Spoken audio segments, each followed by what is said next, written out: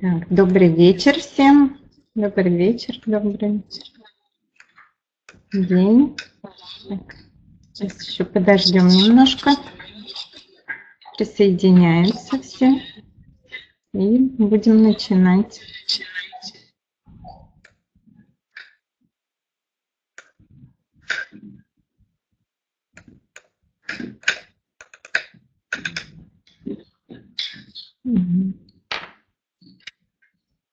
Так, сегодня у нас очень интересная тема. Вебинар по сервису класса люкс. И сегодня у нас гость из Швейцарии. Давайте проверим, как слышно, видно. Поставьте в чате плюсики. Хорошо ли слышно и видно нас?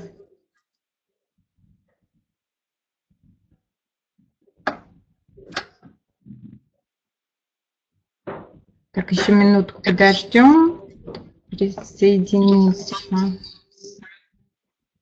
Да, те, кто регистрировался.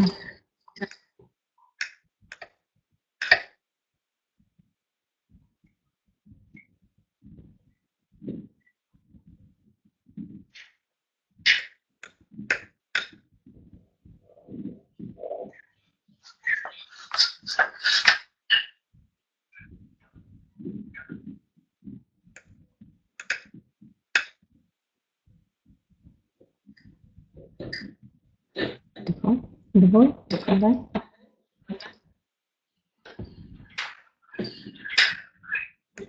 Так.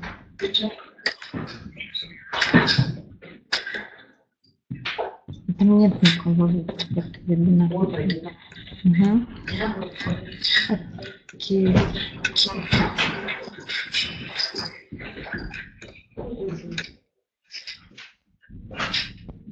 Okay. Jean-Michel will wait for some minute, okay? Till other register. Okay, I see people. It takes some time to join to arrange the webinar. So.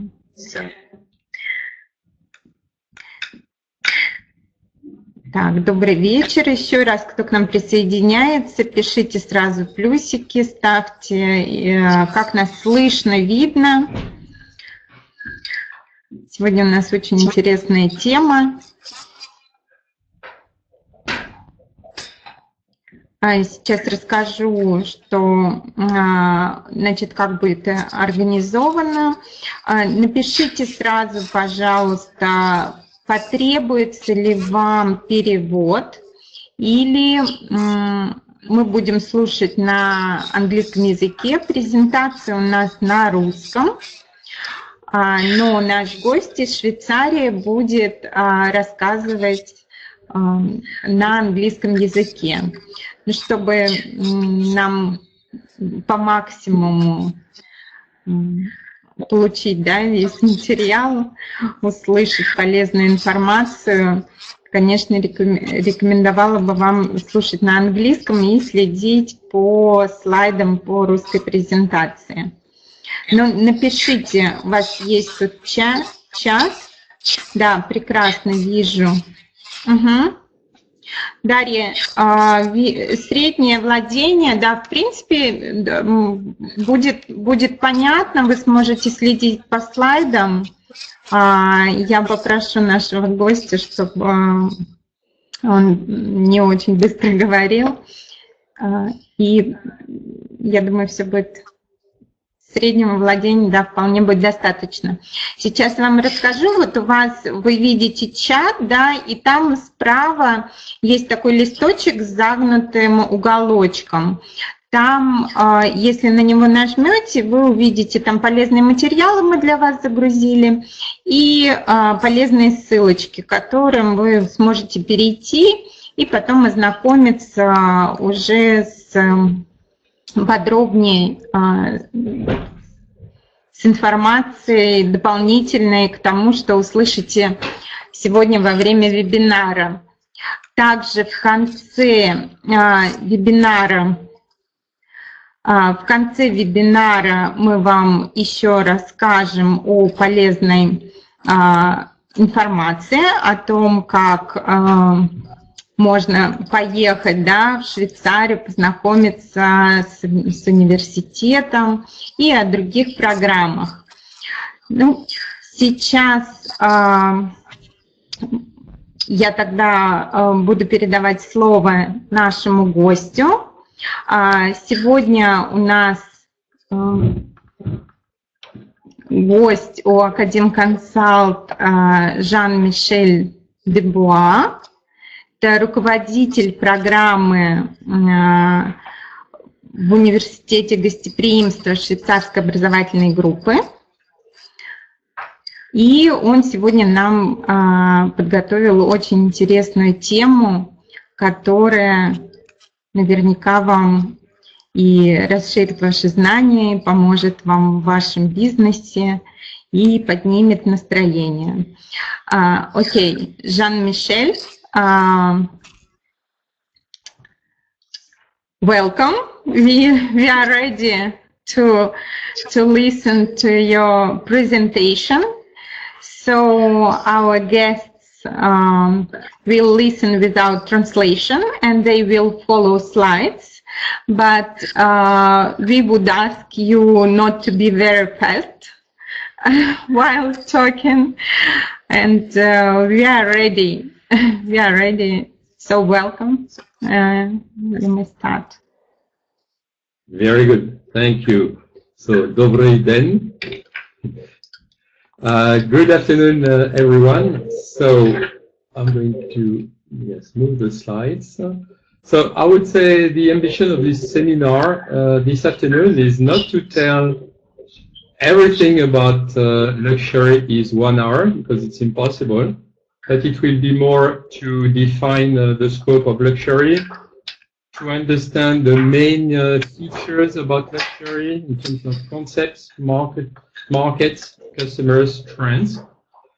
Then I will answer the questions you may have. And I would say my ambition this afternoon is really to give you the wish to discover more about luxury in depth and to reflect on luxury, understand it is a specific world, and that will be about it for this afternoon. It's already a big ambition.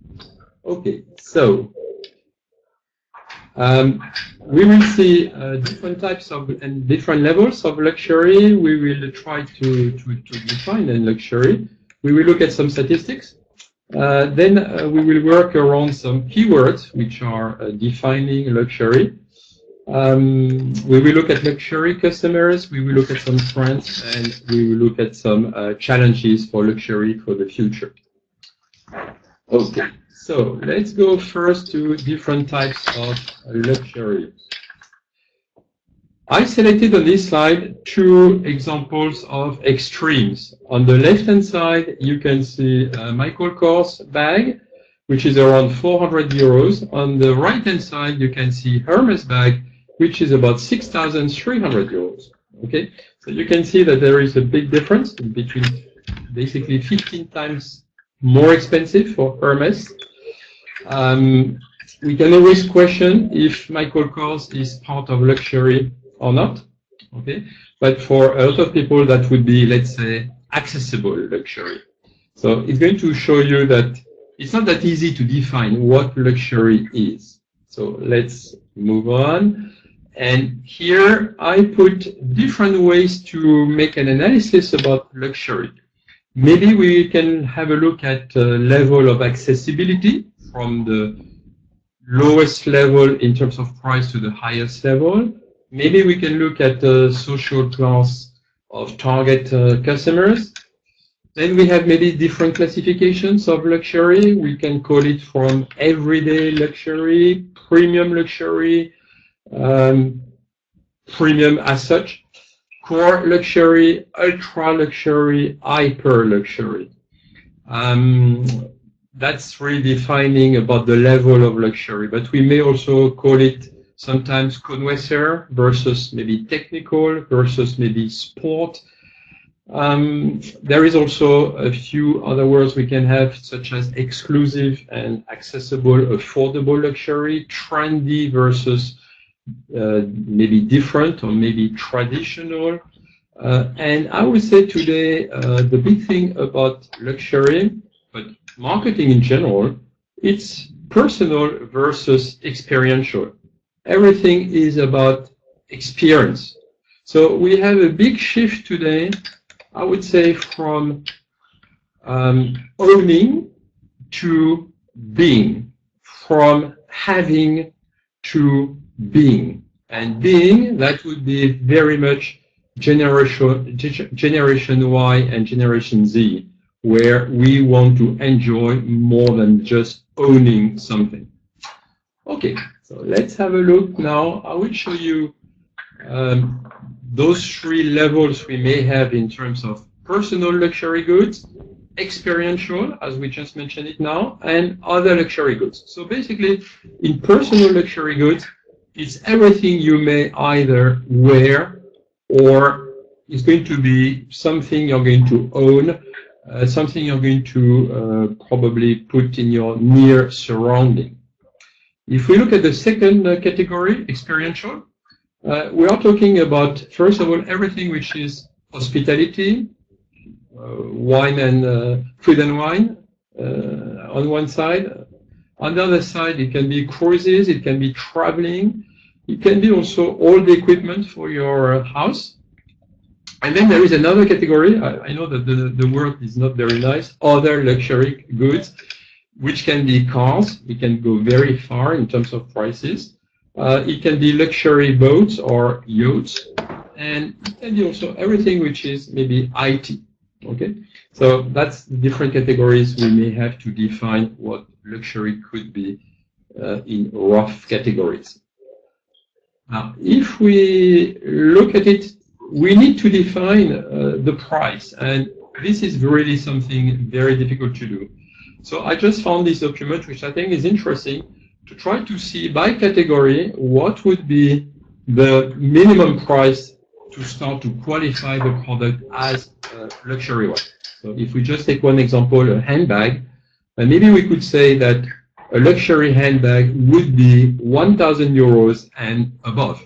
Okay. So in that case, if we look at this source of information, the Michael Core one is not part of it. We can debate about it. It's not that simple. It's just to give you an idea. So we go all the way through all those categories. When we move to experiential luxury goods, the same thing applies. Maybe a restaurant, it would be a menu about 200 euros per person or more. Okay, that's luxury, definitely. And if we look at cars, it could be maybe a car which is more or less above 100,000 euros. And then, of course, when you look at boats, it can be very, very far, and so forth. So already it's a certain level of money, but it's probably not enough. So we are going to see some other criteria. Now, first of all, I would like to show you that due to the big demand of luxury products in the last few years, prices of luxury goods go very far, very fast. And so far, they go much quicker than inflation. If we look between 2010 and 16, when we consider kind of inflation of 118, which is 18% of increase, prices of luxury goods increased by basically 55%.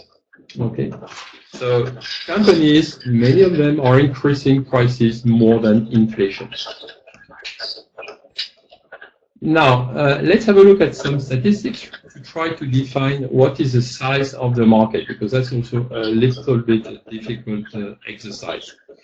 So that's a projection from the past, 2009, up to 2023. And we could say that currently, we can debate also again about that because there are many statistics going around. But basically, we can talk about something like between $800 and $900 billion worldwide for the luxury market. And it should grow to 1,200 billions by 2023. So there is still a big growth to come. The future looks bright. So far, so good. If we look at another way to look at it regarding those luxury goods, by category, we can see that everything which is experiential is going quicker. There is a big increase versus what is more personal luxury, what you own. So, future for bags, for shoes, for clothes looks good, but the one for everything which is experience looks even better, because that's where millennials, Generation Z are going to be, and those new categories of customers are going to be much more crazy about those products than just personal goods. So now let's have a look at what I call around keywords. And this is based on my experience with my students, because in class at HTI in Neuchâtel, we are making research about luxury, and students are making some classes where they have to find documents to define what luxury is. So it takes many weeks to do that. And I selected keywords which came across during the last semesters, and I would like to share that with you this afternoon. So first of all, it's all about brands. All the luxury products are branded, and everything has to be branded. When we buy a product, we first of all buy a branded product. That's really the minimum to start with. But we are going to see some other categories of words at the same time. So I put many pictures to put you in the mood. I'm going to be rather fast regarding those slides, but just to show you how it could be. So first of all, I would like to have a look at maybe what is craftsmanship, handmade, which is probably a criteria for luxury for many goods. What we call know-how. Usually a lot of companies use even this French word savoir-faire. And we also talk about manufacturing, how the product was made. And today, people want to know how was the product made, what was the production. So, to show you the knowledge of some companies, I took two examples of Dolce & Gabbana in Italy and Maison Le Sage in Paris, which is now part of Chanel. And those two companies have a very, very high level of knowledge in terms of embroidery, working on a piece of cloth and preparing products for haute couture fashion shows. If we look at this slide about Dior, the same thing. We look at how they do regarding folding a piece of cloth, and on the right-hand side, you can see one dress which has been shown rather recently during a fashion show of Dior. Okay, this is really the fruit of knowledge that not everybody has, only a few people have nowadays. Since we are in Switzerland, let's talk about watches. I took Patek Philippe, which is probably one of the most prominent companies for luxury watches, highly recognized. And we can see here, we are talking about the little details, what makes the luxury watch different, and why people would be ready to pay a high amount of money for this kind of product. It can be also about quality, it can be about long-lasting, or at least maybe not being quickly obsolete versus everything which is IT and technology. And it can be about material. That's why here I show you a crocodile skin, which is used for some luxury products. It can be the strap for a watch, or it could be for making a handbag or a wallet.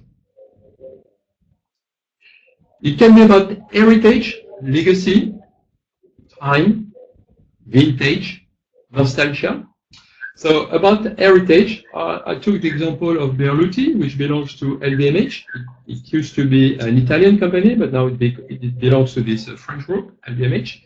And if you go to the website, you can see that we are really talking about the history and all the heritage, the legacy we got from the Berluti family. If we go to Patek Philippe one more time, but looking at a different angle, here it's very much about legacy. If you look at advertising of Patek Philippe, they say you never actually own a Patek Philippe, you merely look after it for the next generation. And all the advertising you have from this company is always showing maybe a man with his son or a lady with her daughter. And the man or the lady are going to pass the watch to the next generation. That's a very key message for this kind of brand. It can be nostalgia. I think that Dolce & Gabbana is using it very much. First of all, by using black and white advertising, and at the same time using nostalgia of what Italy used to be, maybe in the countryside with the Dolce Vita and so forth. So that's interesting to see how they use that in their communication. And they're very, very consistent regarding that. You can see that again with Dolce & Gabbana and in the countryside celebrating how good it is to live in Italy, and with the sun, nature is generous and so forth. Now, it can be about technology and tradition, always a nice combination. I think the very last example I could find is the Cullinan SUV by Rolls-Royce. On one side, a very classic brand, but moving toward technology. And if you look inside, if you're sitting at the back of the car, you can enjoy your own tablet with all the technology included inside. And at the same time, we are having leather seats, so we can combine tradition and modernity. Same idea here, but I would say comfort, appearance, showing a social status, and it's not because we are traveling by car that we are not allowed to have a glass of champagne. So let's do it in style. We can go to the extreme, I would say a yacht. So here you have a little boat just to reach your main yacht. And definitely here we talk about social status, appearance. It has to look expensive. That's the message we want to deliver to other people, because this is only for a very, very tiny number of people. It can be done for a big property. We know nowadays that people who have a lot of money worldwide, they buy many properties in many parts of the world, and most properties have to be prominent, and we are talking about large amounts of money. It's very easy on this luxury market to go to 10, 15, 20, 50, 100 million euros. That's something which is rather common. Now, let's have a look at another angle, which could be about the design and the designer, which could be about the creativity, which could be about maybe being extravagant. Freedom, designers are free, they go to extreme, they break the rules, and they bring modernity. And to me, the first example which would come to the top of my mind, it would be Coco Chanel. I think Coco Chanel was the one to really liberate women. She was a very independent woman, and she was really fighting to free women. And that was very, very clear regarding what she was designing and what was also her own lifestyle. Another example of freedom would come to my mind would be probably Yves Saint Laurent. Yves Saint Laurent also breaking the rules. I show one picture showing even Yves Saint Laurent, when they take a picture of him, he was naked, and it was something to provoke. That was very provocative, but the way he designed also many pieces of clothes were really very advanced for the time, And still today, this brand is still leading in terms of breaking the rules and being on top of everything in terms of modernity. Another example of probably somebody provocative would be Jean-Paul Gaultier. Jean-Paul Gaultier wearing a skirt, appearing with Madonna, as you can see on the picture. So for Jean-Paul Gaultier, I think there is also no limit. So recognized as a very talented designer, but at the same time, always wanting to go further. Another brand, I think, which is very much breaking the rules, and today, which is very successful with millennials, it's Gucci. Gucci, if you look at this recent fashion show, when you see the models, they are very, very different, and each of them was wearing the same head as their own head, but on their hands. So it looks very strange. It basically looks like if we have cut the head of the models, and then they just hold the head in their hands. So that's really something interesting as well, and a bit unusual. Probably another designer who is breaking the rules as well, Karl Lagerfeld. Okay, a few years ago, at the end of his fashion show, he finished with a wedding. Oh, this is very traditional, but what is a little bit less traditional, it was a wedding between two ladies. So wedding about same-sex people. Okay, that was very provocative at the same time. Another one I would think of is John Galliano. He used to be the designer for Dior, but now he's no longer Dior for different issues. Another one, Rick Owens, very provocative if you look at the website, at the fashion shows, always doing things very, very different. And at the end of the day, people talk about it. Very useful today with social media, because you need to provoke people. You need to really have something to say. If you just show a fashion show today, it's boring, but people want something way beyond it. And Rick Owens is very good at that. Regarding freedom, breaking the rules, I would say that Louis Vuitton did some very interesting pieces of luxury goods. When they worked with Murakami, for example, the famous Japanese designer, and they came with this type of new bag, colorful, playing with the logo of the bag. Or if you look also at this other Japanese artist, Yayoi Kusama, she's a little bit a crazy lady, obsessed by dots, and all the collection of bags were done with dots, which was very unusual for Louis Vuitton as well. To continue with Louis Vuitton, they did also a collection with Jeff Koons, and that was very interesting to see what they did. They reused some very famous paintings, and they put them on their bags, and it has been two successful collections. When we look at Chanel, I think it's also very much about elegance. It's about comfort. It's about simplicity, uniqueness. It's much more about want than need. In luxury, generally speaking, we talk about want. I don't need a luxury product, but I want it. It's desire, it's emotion, it's feeling, it's irrational. And Coco Chanel said, luxury must be comfortable, otherwise it's not luxury. We can have a look maybe also at Chopard regarding maybe elegance. Very expensive pieces of jewelry, but nevertheless very simple, not at all showing off, discreet. It can be about also lifestyle, frame of mind, exclusivity, scarcity, uniqueness, customization, bespoke.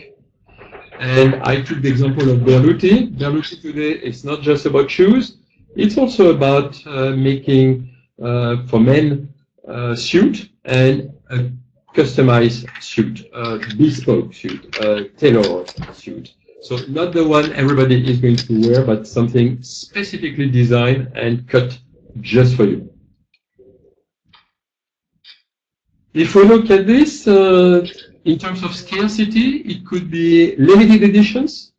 We are in Switzerland. Watches. If I look at Omega, for example, they launch a collection of 3 watches. They remember the parts. They remember a collection of products from 1957. And this year, they launch again a replica of those watches. So we always go to the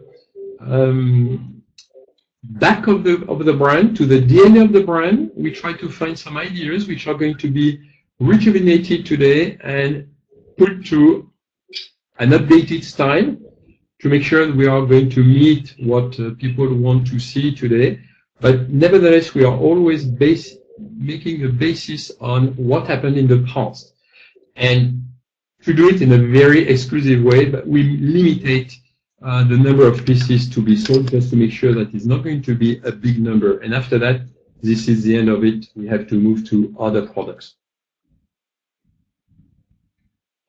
Now, let's have a look at luxury customers. That's also another difficult task, is to define who are those people who buy luxury and how many do we have worldwide?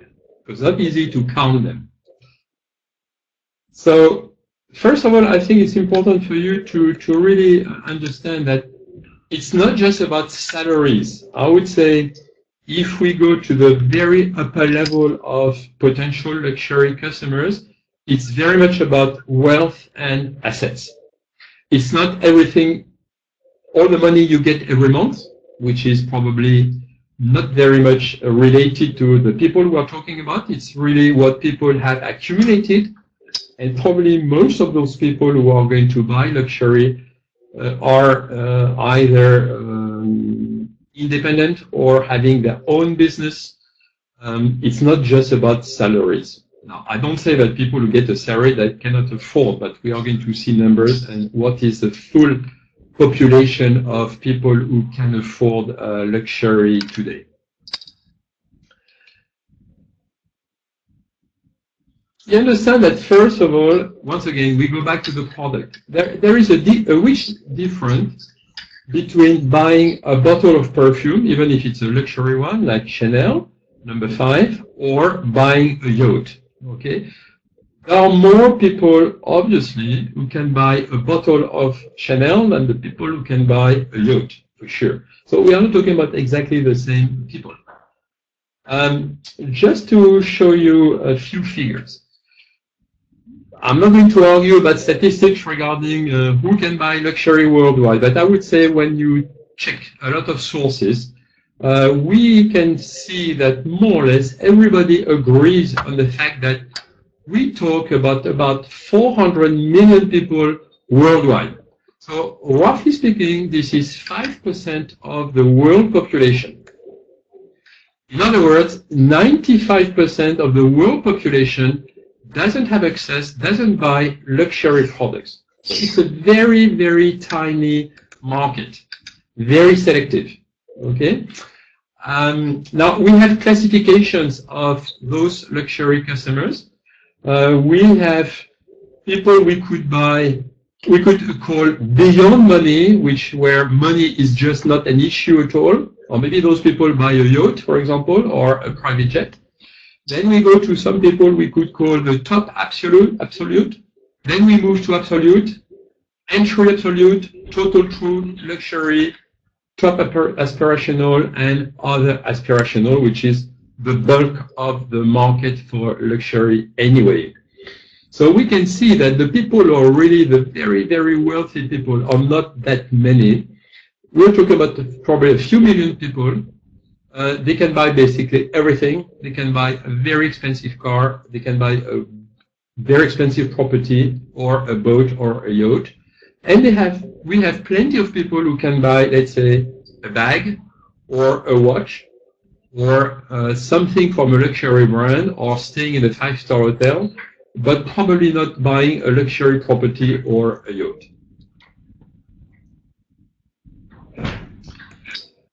Another way to look at it in terms of clusters for those luxury customers, different definitions, but more or less we agree on the fact that we are talking about 400 million people who can buy, and this number is increasing very quickly because we can see on this slide that by 2024 the number is going to reach almost 500 million people. So basically, plus 25% in 7 years. That's really a great increase for such a market. So it looks good. Now, quickly, maybe we can have a look at where those people are worldwide. I would say it's a very simple division between a big amount of people in Europe, including East and Western Europe, Americas, then Asia, usually in statistics for luxury, and that's the case here. We are not including Japan inside. We put Japan maybe outside, just because it's not the same market as Chinese people, that's why. Okay, but basically it's more or less 1/3, 1/3, 1/3, and then I would say we have a few people on the side, and that's about it. So it's really rather clearly divided. Looking at also the part of the different generations, here we can see that the Z generation, the Y generation are getting more and more involved in the luxury market.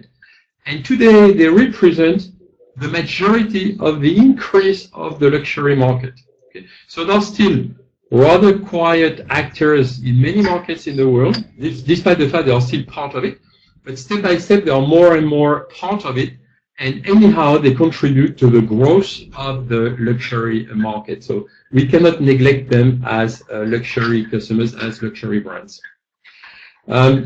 Looking at those millennials, a broader millennial state of mind, I think it is very important for luxury brands to think of today.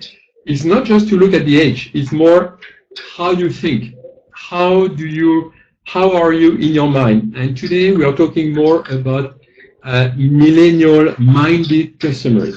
So you could be 40, 50, and be millennial-minded. And in that case, we're going to design products for you because you are attracted by maybe more or less the same type of products as younger people. And that's very important. I think that's what Gucci is doing, for example.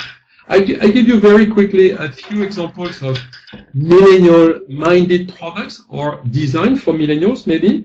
My Guerlain, which is the latest perfume by Guerlain, and it's me, myself, and I. If we look at Chanel, L'Eau de Chanel, we are taking a very classic product from Chanel, number 5, but we want to make it now for people who are 20, 25, 30. So we use the same word, but we just decline it with L'Eau, the water from Chanel. Now, let's have a look quickly at the upper segment of the market, what we call the ultra-rich people. Those people would be with a value of assets which is above $30 million US net worth. So this is already a significant number of dollars per person or household. And we are talking about 226,000 people worldwide who are in that category. On that category, you can propose a Rolls Royce, a yacht, or something very, very expensive. And if we look at the segmentation of this category, but I would say you have the people are really rich inside this category, and you have, let's say, the poor of the rich, even though they are at the level of $30 million and more in terms of assets. But some people are more in the billion category. So it depends where you look at it. Worldwide, we could see, and this is an interesting map, which is also very reactive, because if you would go to this website, you can see evolution year by year, and you can see that Asia definitely is inflating. So today, the wealthy people are basically in 3 big parts of the world, but this category of Asia is increasing very fast, and the future is bright for this. I also put the categories of those countries where the very ultra high net worth people are living. No surprise, USA, Japan, China, Germany, UK, France, Canada. We can see that Russia is rather well positioned because it's number 13 out of the 30 top level countries. And cities, it applies to the same thing. We can see that New York City is number 1 in the world for the top wealthy people, followed by Hong Kong, followed by Tokyo, Los Angeles, London, and so forth.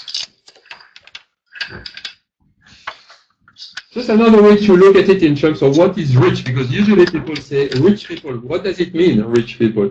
That's a US classification. We are talking about people who are affluent, so maybe they make between $250,000 per year and $1 million. Then we would have people we call high net worth, but the lower ones, between 1 and 20 millions. Then we have the upper ones, 20 million to 100 million. Then we would have people who are above $100 million. We call them ultra high net worth. So you see, sometimes the figures are a little bit overlapping because there is no international classification as such, but it gives you a rough idea about what are we talking about when we talk about rich or wealthy people. I just put additional figures for you just to show where we put the ranking in the US, for example. But we could say that about 74 million people in the US are making at least 100,000 US dollars. Those people start to look at luxury products. But then quickly you move to $250,000 per year, and then it's only 1.5% of the US population. It's only 5 million people. So we lost a lot of people in between.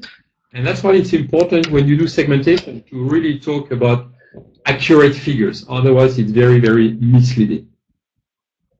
There is another category we observe in the US, but we could probably observe in other countries in the world, maybe with a different name.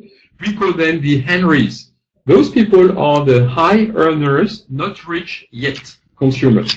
And those people are very promising because they already buy luxury, but tomorrow they will buy even more luxury because they got a good job and they are going to get more and more money and they are going to be really on the luxury market. So to do a recap on those customers, we have the billionaires, we have the ultra high net worth, we have the high net worth, the millionaires, the wealthy people, the ultra affluent, we have the affluent Henrys, and the others. We have the rich, but I don't know exactly what it means, rich, and middle class, but we have to be very cautious. To me, in many countries in the world, I would say middle class is not really part of the luxury market. Maybe for a bottle of perfume, but probably not further than this.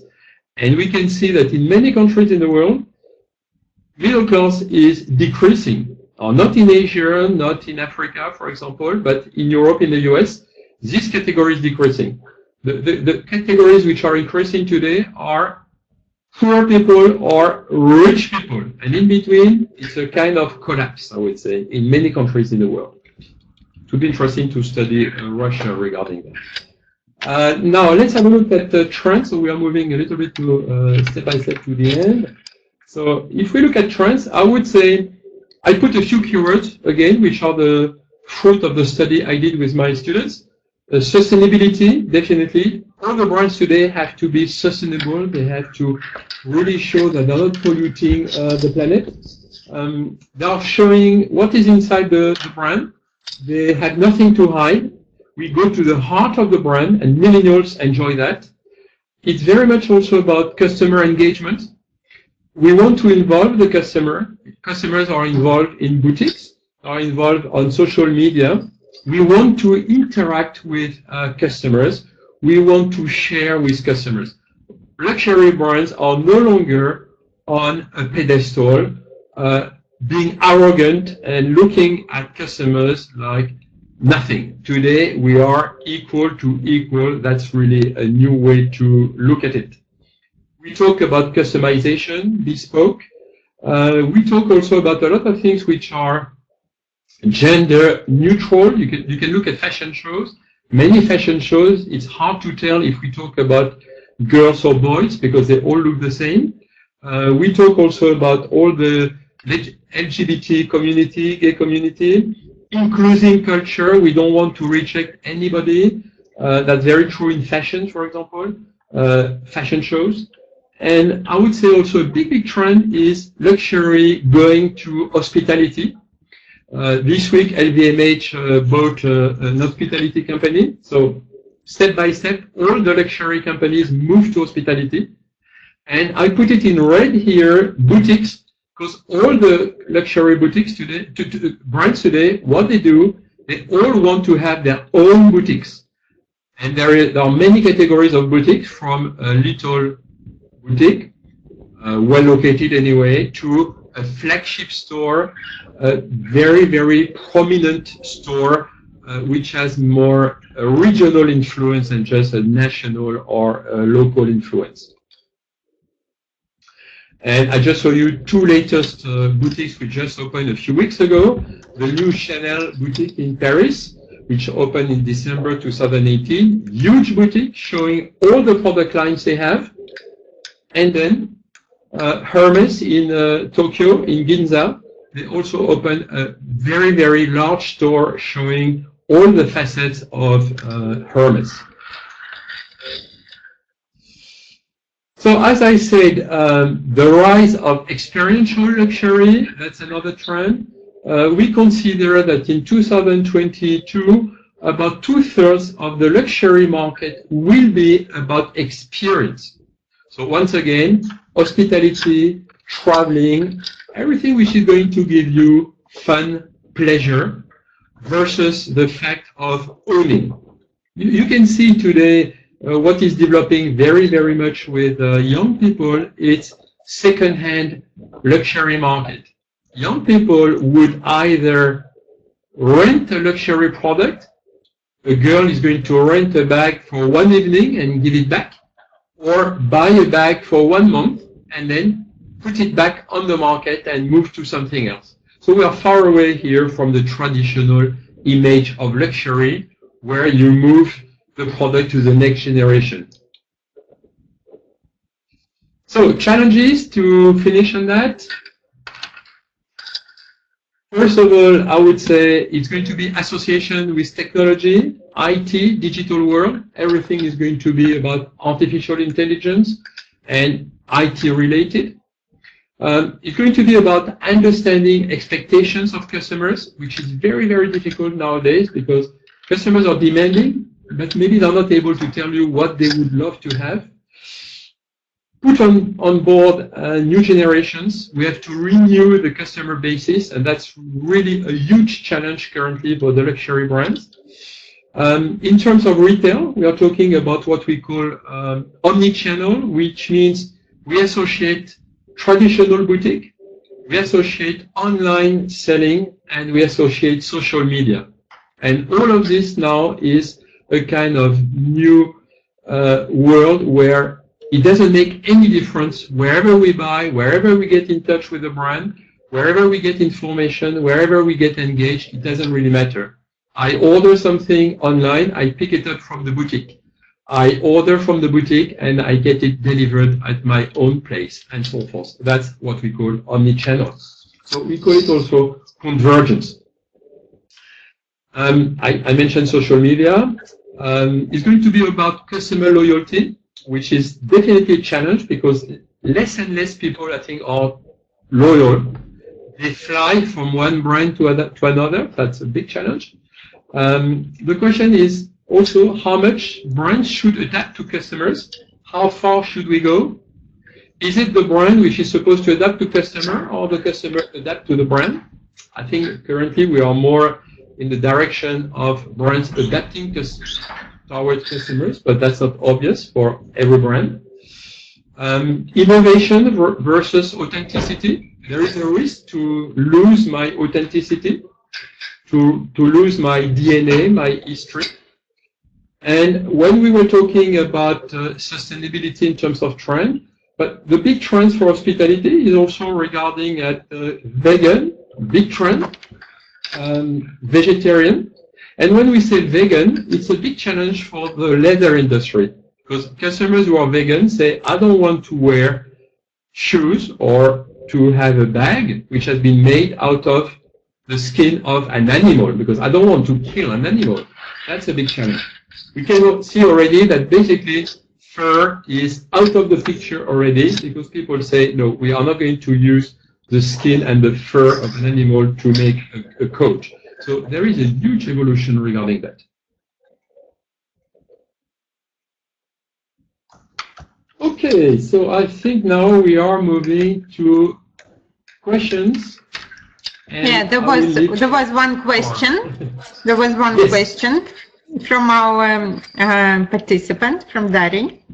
Why watches and smartphones are divided in different categories? In one of your first slides, you put it in different categories. So why? Well, first of all, I'm not the one who put it. I'm using some sources which are done by BCG, Boston Consulting Group. I would say this is something that probably we can debate. I don't say this is the correct or not the correct way to do it. Probably we are talking here about products which are more technical or technology oriented versus products which are more fashion and made out of maybe leather or fabric. That's probably why we are putting it in another category. But it's true that it might be considered as an artificial division, I would say. Yeah, that's true. Окей. Okay. Еще есть вопросы у нас? Задавайте свои вопросы, у вас есть еще время, чтобы на них ответить. Мы ждем ваши вопросы. Была очень интересная презентация. Новые тренды вы узнали. И те, кто с нами сегодня был, точно получили самую нужную и последнюю информацию. Сейчас будет еще один вопрос. Так, ждем.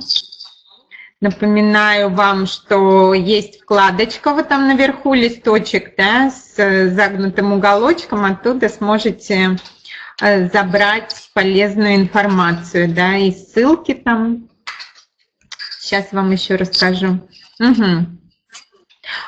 Okay, that is the question or like the statement. So it seems that the market of luxury things is growing. Is it correct? Correct, totally correct. And if we look at the projections between today and 2022-23, there is still a big growth to come. Of course, we never know, you know, when something happens like 2001 in New York City and all the crash of the two towers and suddenly people stop to travel, definitely it has a very negative impact.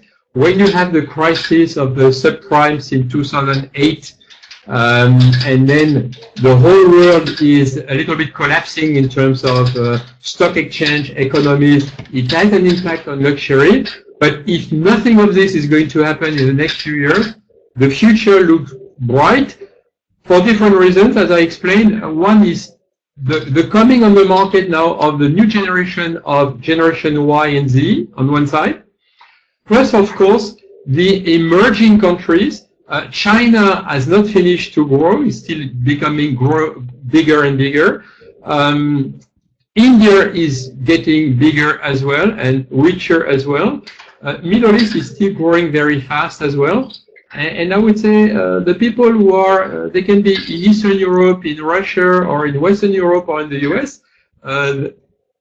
We may have some issues once in a while. We have currently, I think, with the Russian currency, which is definitely an issue regarding the brands to sell products in Russia, because suddenly products become more expensive, even though the brand has not increased the price. But if we make this a little bit outside the picture, all the signals are green so far. Mm-hmm. And you mentioned that now there is no middle class. There are poor or rich, so that is the tendency. And so the last question, maybe you give us some practical advice how to attract these customers, the customers of luxury. The luxury customers. Do you have any ideas? Well, yes, I have some ideas. First of all, you need to understand when you do targeting, as I mentioned it before, you need to know who you want to target. So once again, you want to sell Chanel perfume. Probably you can target more or less 400 million people and maybe more than that. Okay.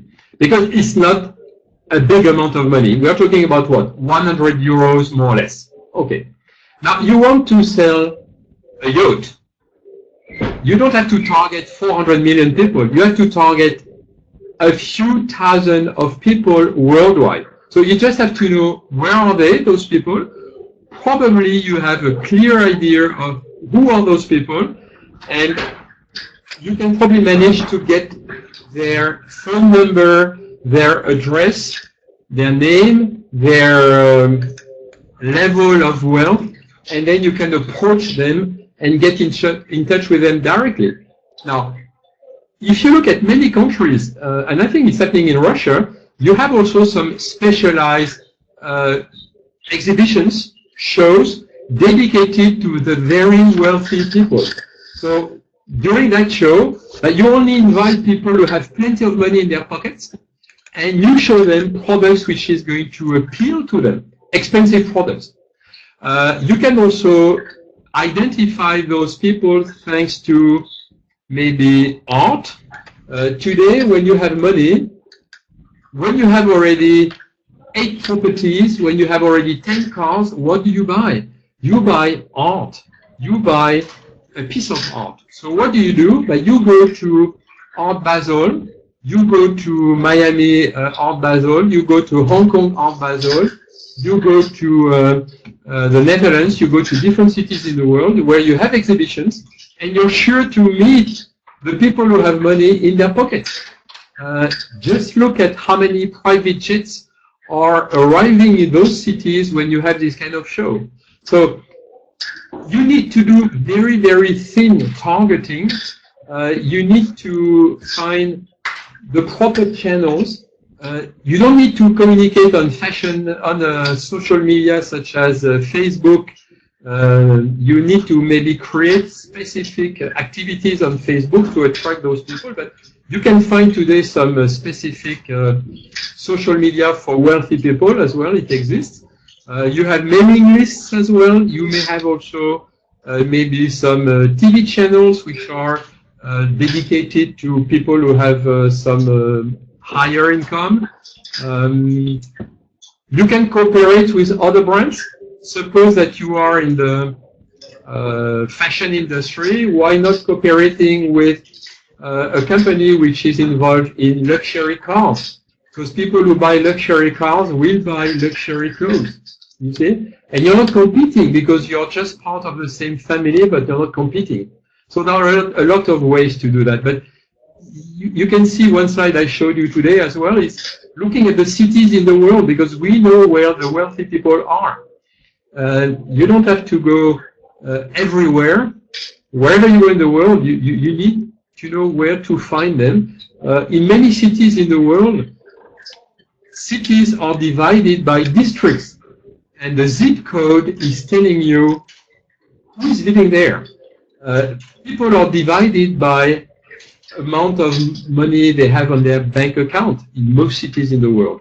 Okay, so you don't have to target a full suburb, but only a wealthy one, or maybe the city center, one wealthy area.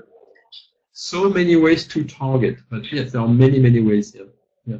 It's very possible.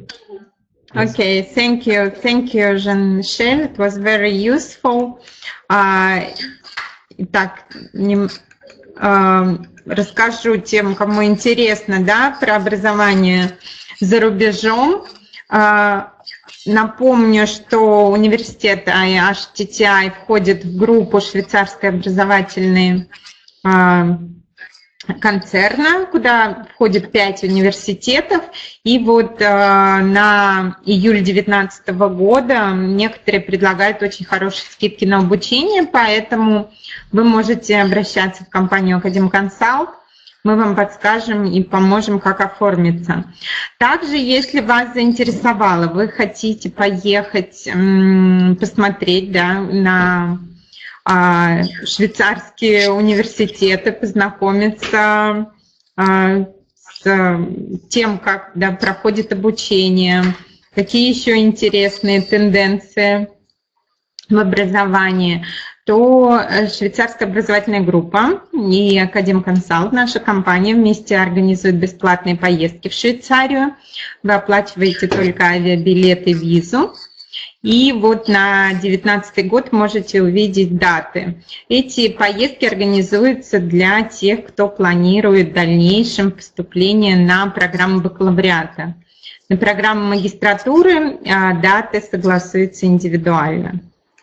Про нашу компанию, да, мы занимаемся помощью в подборе и зачисление в самые разные университеты на программы бакалавриата, магистратуры и средние школы.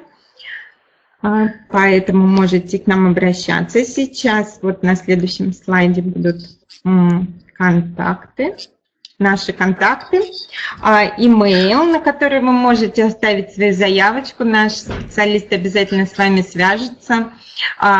Все обсудим, подберем ту программу, которая вам подойдет. Еще раз напомню, что во вкладочке справа, где чат, там листочек с уголочком, можете забрать материалы полезные, да, по образованию в Швейцарии. Там же ссылки по обучению, стажировке за рубежом, гостиничный бизнес, ресторанный бизнес и каталог программ по обучению.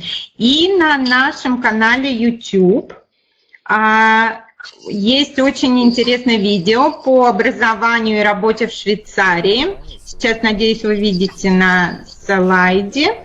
Там очень много полезной информации, поэтому наш канал на YouTube называется Академконсалт. Присоединяйтесь, подписывайтесь и смотрите, оставляйте комментарии. Мы всегда рады будем для вас снимать новые сюжеты.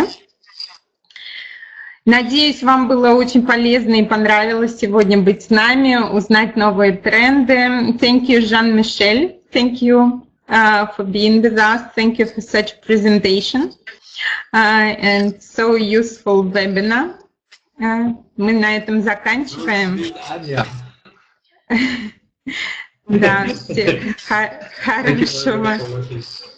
Да, и будем следить тенденциям новым и вместе достигать уровня лакжери и роскоши. Всем удачи и до встречи.